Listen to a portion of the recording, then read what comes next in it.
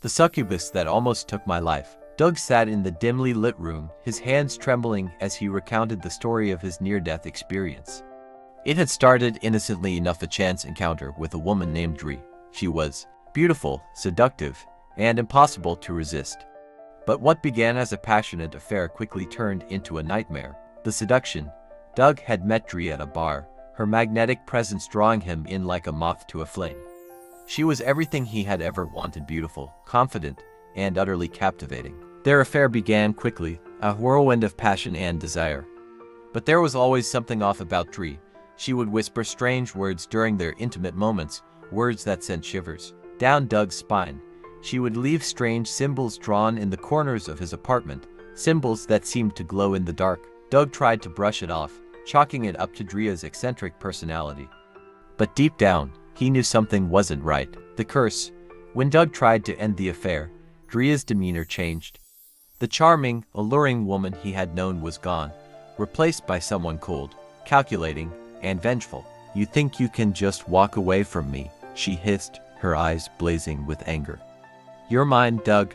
You'll always be mine." That night, Doug had a nightmare unlike anything he had ever experienced. He dreamed of Dree, her voice echoing in his mind as she chanted words in a language he didn't understand.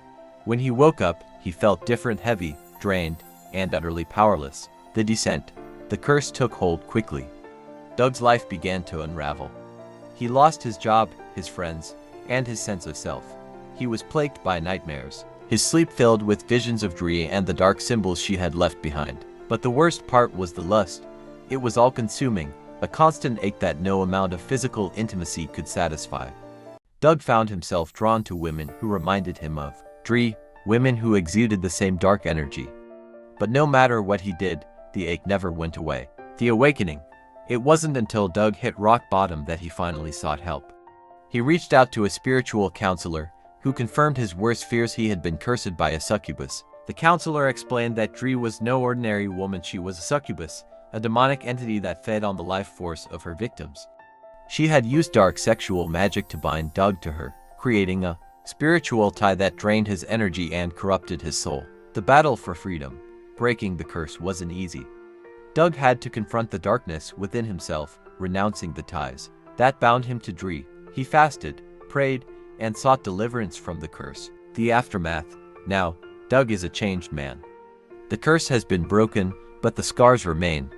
He is no longer bound by lust, no longer controlled by Dree's dark magic, but the experience has left him wary.